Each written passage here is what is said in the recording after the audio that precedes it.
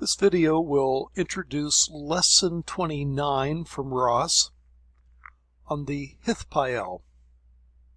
Now, actually, let me begin by going back to chapter 26, where it introduces the basic verbal system of the Hebrew verb. The verbal system is divided up into three groups. Group 1 is kal, and then the passive and reflexive of kal is nifal. But then in group 2 is the piel and the pual, both of which we have already introduced.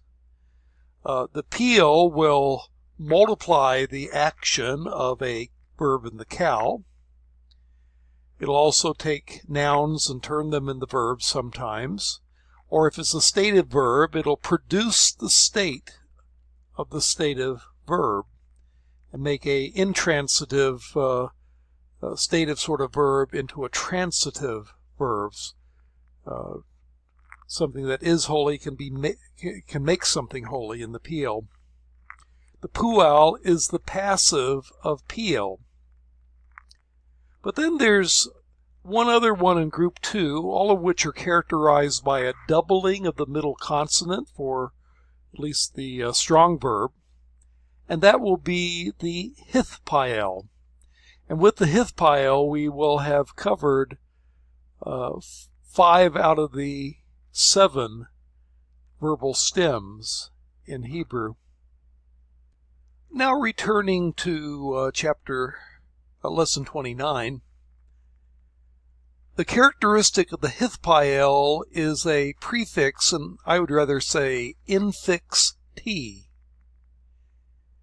When there is no other prefix, that is the imperfect prefix yod or participle prefix mem or the like, then there is also a he present, giving the full prefix of hit, which is added to the piel formulation. So in the perfect, hit paked. In the imperfect, you would get a yit paked. And you can see the other forms with a vav consecutive. You get a vav with a patah and a doubling of the preformative of the imperfect. But the preformative would be the same as yit paked in the strong verb, vayit paked. And then yit paked in the jussive, which is the same as the imperfect. The coordinative has a prefix aleph and a kamatz he at the end for the first common singular at least. Et pakada.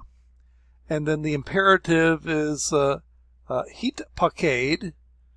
Notice that that's identical with the perfect. The participle has a preformative mem, and you get a mit paked. The infinitive construct is hit paked, which happens to be identical with the perfect and identical with the imperative, as is the infinitive absolute hit paked. So there's actually 4 forms: infinitive absolute, infinitive construct, imperative, and perfect, that are actually identical in form. Now moving down to the paradigm of the Hithpael, page 205.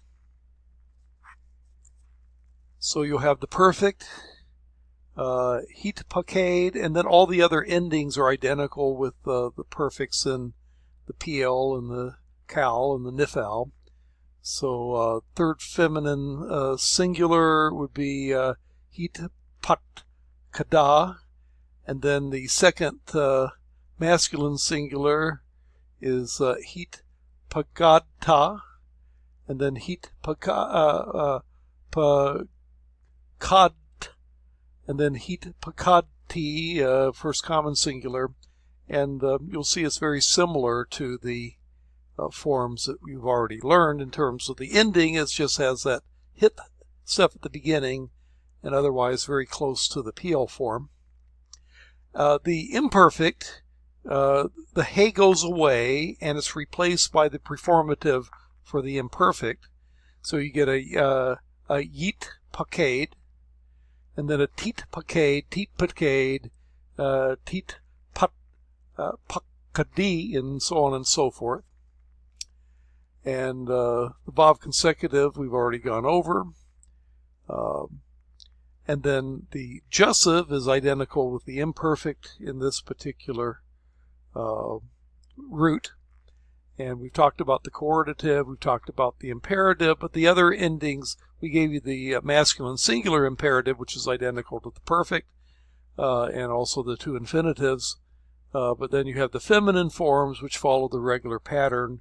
So heat pakade would be you masculine singular, but then heat pakadi would be addressing a woman, whereas yeet pakadu would be addressing a group, giving them a command, and yeet pagadna would be addressing a group of women or girls or the like.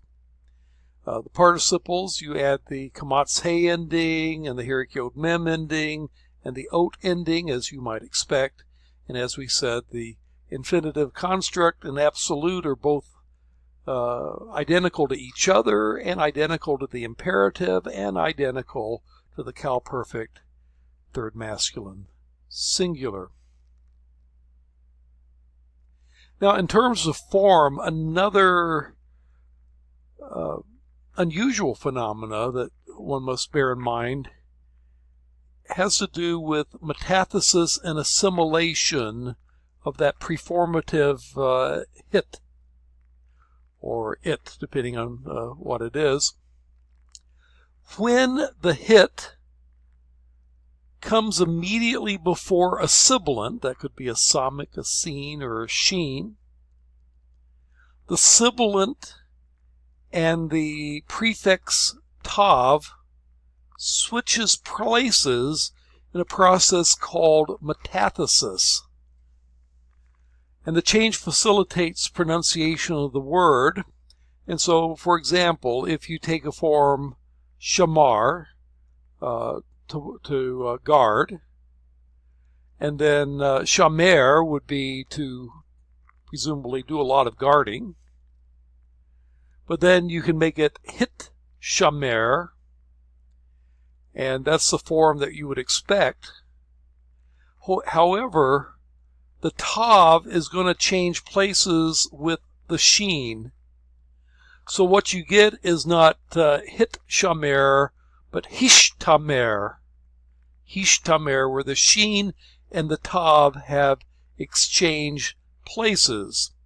And that will mean something like he guarded himself thoroughly, or perhaps as simple as he was on guard.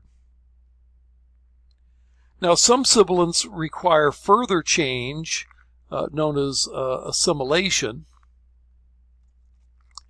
And so, for example, if you have a prefix with a sade, as in sadak, to be righteous, well, the hithpael form, and again, it's built off of the PL form, you're always going to get a doubling of that middle consonant, as with the PL, as with the pual, and that's why this is in the same double stam category. You'll get a hit, and then you get a shakek, sadek, hit sadek, but then you'll get metathesis, where you'll get a hitz tadek, but then it'll go one step further, and the tav is influenced by the sade sound and becomes not a tav, but a tet. And you'll get a hitz tadek with a tet. A bit more tongue, tuh, if you pronounce it distinctly, which I usually don't. But if you did, it would be more like a tuh rather than a tuh. And it's influenced by the sade sound to soften the tav to to tet. And it would mean he justified himself or similar. When the hit comes before a dental, the tav tends to assimilate. So you have taher, to be clean, and you make it hithpael by adding the hit. So you should have, in theory, a hit taher. By the way, no doubling of the hay because this gutturals can't double. But then the tav actually assimilates into the tet, and so you end up with a hit taher with two tets rather than a tav and a tet. He purified himself. These changes arise naturally from pronunciation. For example, the hithpael participle midaber, speaking, is what one says rather than mitdaber. But when you say those, mitdaber real fast, it's real easy just to break it down to midaber. And other assimilations occur too. For example, in the verb nava, if you take a hit nava, well, the tav can assimilate into the noon and become hin nabe instead of the hit nabe that you would expect. Now, you get both forms, and so he lists either this form without the tav or this form with the tav because both occur. Well, how do we translate this thing? Well, typically, the hithpael is going to represent the reflexive, the reciprocal, the iterative, or the passive of whatever the meaning is in PL. So one possibility is reflexive, so you have kidesh, he sanctified. The pual would be kudash, he was sanctified, passive of PL, but then the hithpael would be hitkadesh, he sanctified himself. Or a verb like pilel seems to mean he mediated, but hithpalel means he prayed or he sought mediation for himself in the sense of seeking mediation from God. Reciprocal, dibaru is they spoke, but hid dabaru is hithpael form with the assimilated tav, means they converse, they spoke to one another. And then there can be iterative nuances. So halak in the cow means he walked. If you made it PL, you would presumably mean he did a lot of walking. But then you make it hit the halak, it would mean he walked back and forth.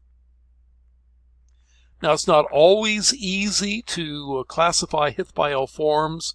They sometimes carry a passive nuance.